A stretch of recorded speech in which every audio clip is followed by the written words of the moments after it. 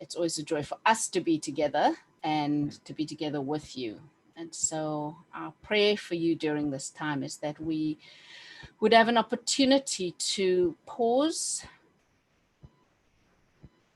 to reflect on who we are and what God is doing in the world,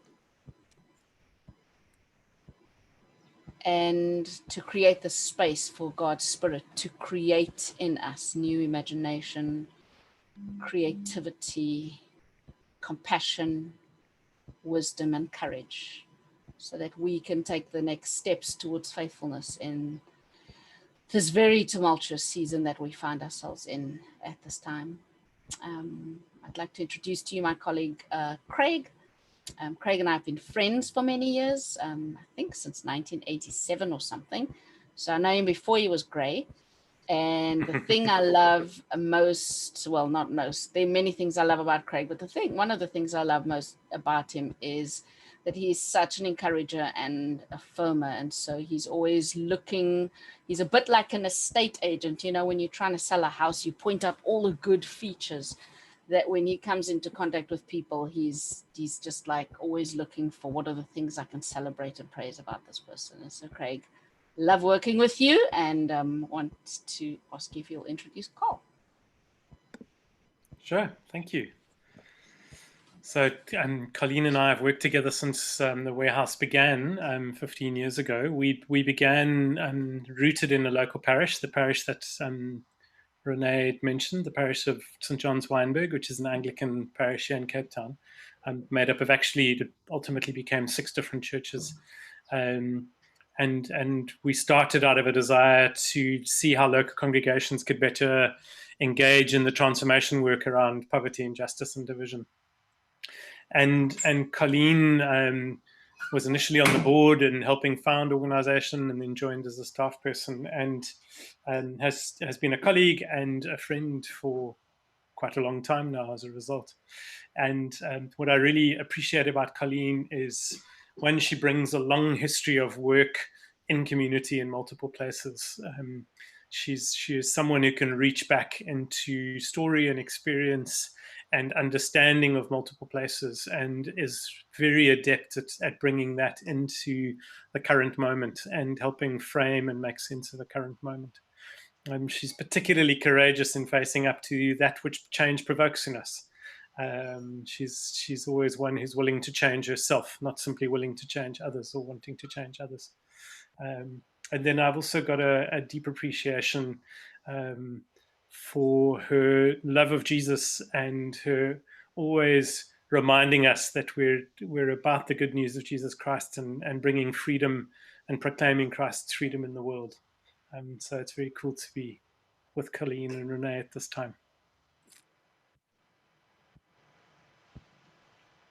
Thank you. So that leaves me to introduce Renee. And as others have said, we've also walked along a long journey. There's a scripture in Psalm 119 which says, I run in the path of your command, for you have set my heart free. And Renee is one of those people who goes after what God has commanded and just runs. And her heart is free because she doesn't care what's going to happen. She just does what Jesus says she must do and goes with it. And there's this line that people say, it's a slogan, you strike a woman, you strike a rock. Renee is one of those rocks who gets struck but doesn't stay down. She's always up and getting up to do God's work, unashamedly standing up for the justice that God requires of us. So it's been an honor and a privilege to work with Renee as well. And that said, we now hand over to Renee or Craig, whoever's starting first. Thanks, Carl, and thanks, Craig. Yes, I think to talk a little bit about the warehouse as a nonprofit, as Craig says, we work with leaders in churches, and we would love to see the Church of Jesus in South Africa and in the world live out the peace and justice of God in the world and for the world. And so we spend ourselves and our lives and our relationships and everything to that end. And so being with you is something we love to do, helping the church rethink, reflect, reimagine and listen mostly to what it is that God's calling us to. What's the invitation of God in this moment?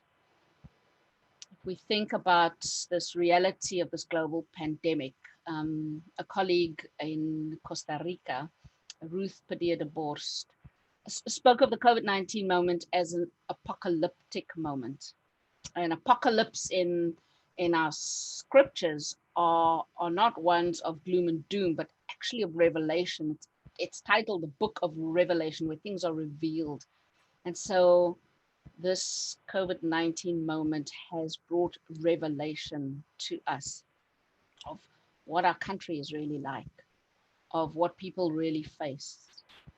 Who knew that so many people in South Africa were food insecure? Who knew that a pandemic would expose the scourge of gender-based violence to the extent that we find it right now?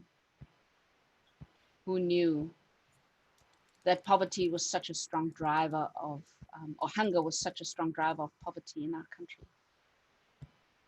Who knew that the church was willing and able to respond to this pandemic, not only with places of safety, places for people to isolate, but to provide sanctuary for those who live outside, for opportunities for the church to rethink, well, how can we use our space if we're not meeting for worship?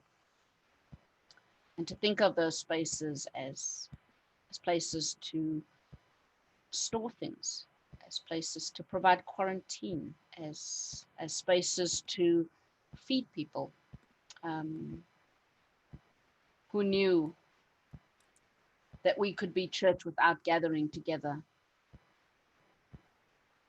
Who knew that we needed to be reminded that we don't go to church, but that we are the church?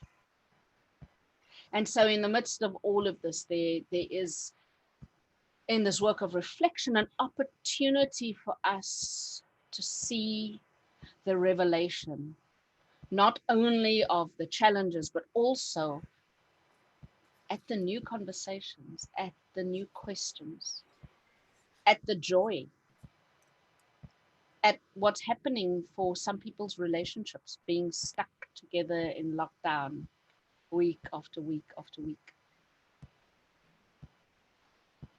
And so how do we build into not only the work we do, but our life of faith, our communal life of faith, within to our church practice, within to a denomination? How do you build into that space not only engine rooms that drive work and decisions, but create communities of reflection and learning and discernment, so that we can say together with the apostles, it seems good to us and the Holy Spirit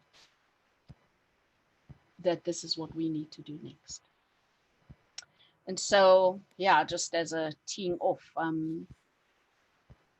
I said we love to be in these spaces and help congregations, especially as the people of God, to ask these questions together, but then also to take the next steps towards that. And so we see these conversations happening today, as you see the offering in many different ways, but the offering we bring to you today is one of disequilibrium, and Craig can say a little bit about that, as one of responding to this crisis with people who live in continuous trauma, and Cole will speak to that.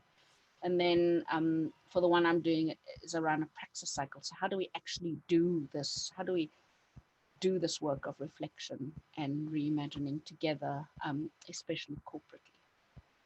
And so, yeah, with that, I want to hand over to you, Craig, to talk about this particular moment and what it is that we are wanting to share with this particular group of people today.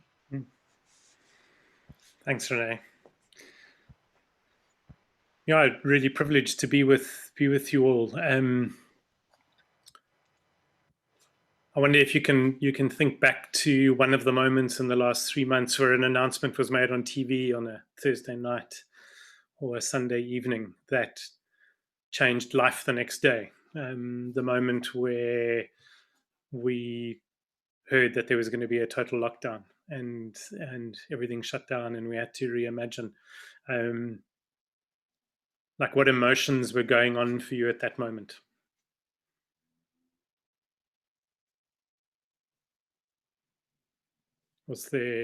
Are you one who got excited because suddenly there were new possibilities? One who felt anxiety, perhaps anger, perhaps a deep sense of uncertainty and not knowing what the next few months were going to bring. And I think in part of the work we're doing and exploring is the work of change often provokes those emotions.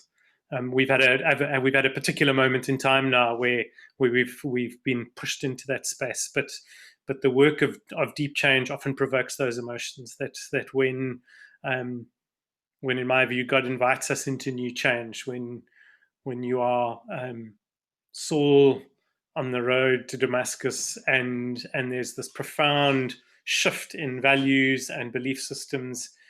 There is this place where you stumble around feeling like you've got scales, or you literally do have scales in your eyes, where you need a new way of seeing. And there's this time of darkness where you can't see, and then this sort of unveiling, and then this moving into something new. That change is a thing that requires a deeper understanding of what's going on. And it's part of our journey organizationally has been that as we've looked at what it means for the church to be present faithfully to some of the challenges that face us as a country and as a world, that part of our initial narrative was one of, well, he has a program or he has a project to implement.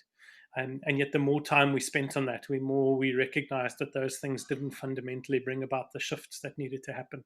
And that required us to lean in a bit deeper. And it actually required us to let go of a lot of that which we thought was the answer, to delve deeper into our roots theologically, to delve deeper into our roots practically about what we believed about change, and where our own practice was keeping us bound up in practices that don't work.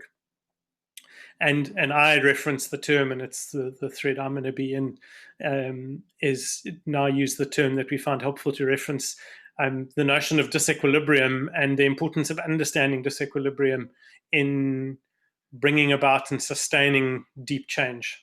That as leaders, our ability to hold ourselves and journey with others through that moment of disorientation, that others might use that term, or disequilibrium, that movement and our ability to lead through that moment, not just overnight, but through a season, is a critical part of shifting the world, of living into that which has been revealed during apocalyptic times.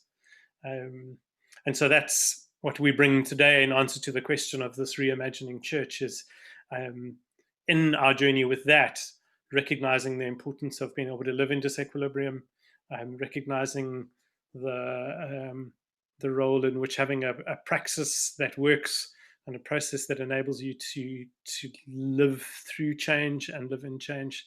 And then very particularly in our country, but the more I talk with colleagues and friends around the world, the impact of trauma and on our society and on individuals and in our congregations, and its role in resisting change, and the addressing of trauma in bringing about healing is a remarkable thing. So that's our invitation today. I think Colleen's going to pick up briefly to talk about the trauma side of things, and then there'll be an opportunity to go through some chaotic moment as we break up into rooms, and we'll spend most of the next hour in those rooms dealing with the individual sections. Colleen. Yeah, I won't say much about trauma, except that the section I'll be dealing with would be looking at how we as the church can help ourselves and those around us manage and understand the trauma that we live in and how it affects us, and how we can bring hope into situations of deep loss, grief, and continuous trauma. Thank you.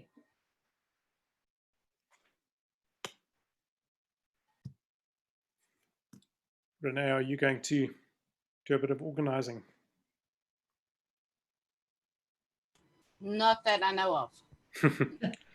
We have Horst has put a screen, which he then took off again, where people can choose. We are going to try.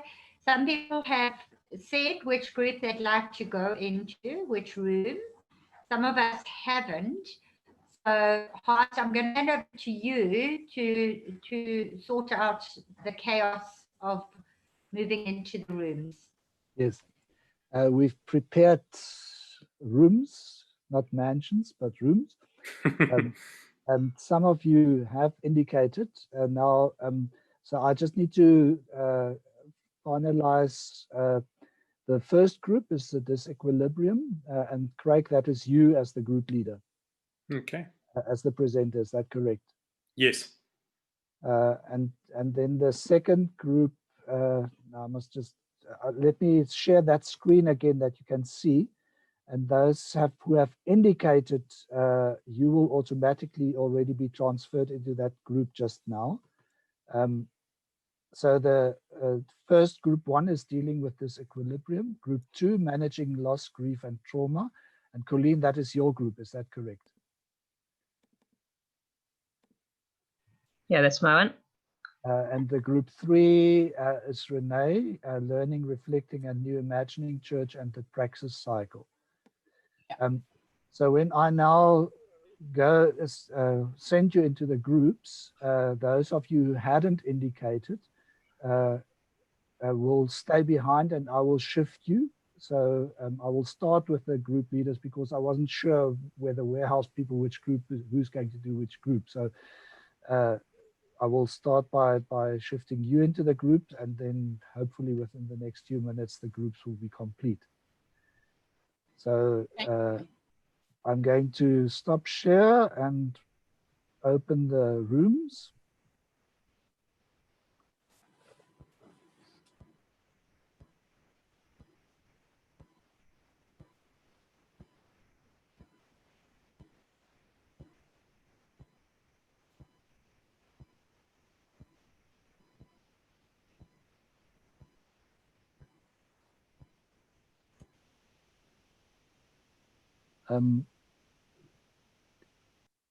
Now I need to go to those that I can see and assign you. So just be patient.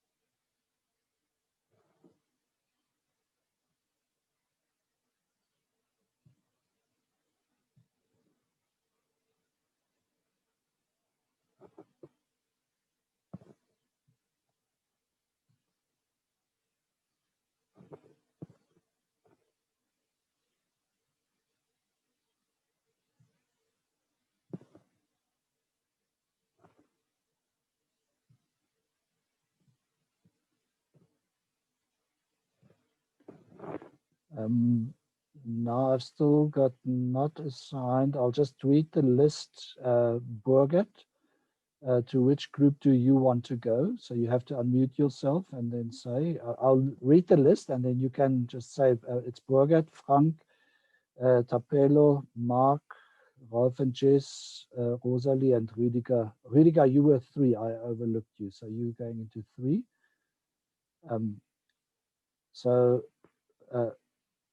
Those who are still in the plenary now, if you can just unmute Mark yourself. 3. Mark, I'll put you into 3. Burgert? Frank 1. I'm 3 as well. Burgert 3. René 3, if I can still move, thanks. You should already be in a group. I don't see you. Yeah, I didn't enter it. I said later. Oh, okay. Sorry, after hearing them speak, I would prefer 3. Okay, Frank, which group? 1, please. 1. Rolf and Jess? Rosalie? I arrived late because I was signing into the wrong Zoom. So it doesn't Yes. matter. Put me anywhere. I don't know what. Anywhere. Okay, you are anywhere. Renee, which group were you originally? I've got 2, I three. would, And you want to go into 3. please. Okay, you are in 3 now. Thank you. And Tapelo and Rosalie. 3. Rosalie 3. 3. 3. Yes, you should go in there now. Tapelo, For me, also a 3. 3.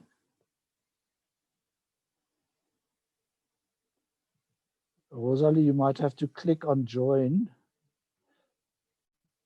Hallo Burgert, du bist jetzt noch übrig, obwohl ich dich schon rübergeschoben habe. Kannst du mich hören? Ich unmute dich. Warte mal, du bist gemutet.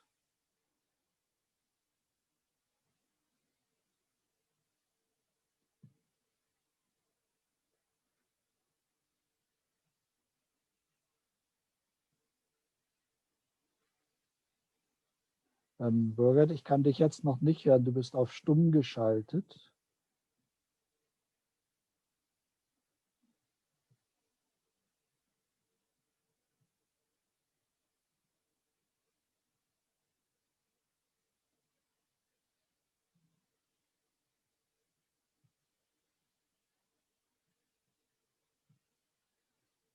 Du müsstest irgendwo was sehen, Join Group, um dann rüber zu gehen.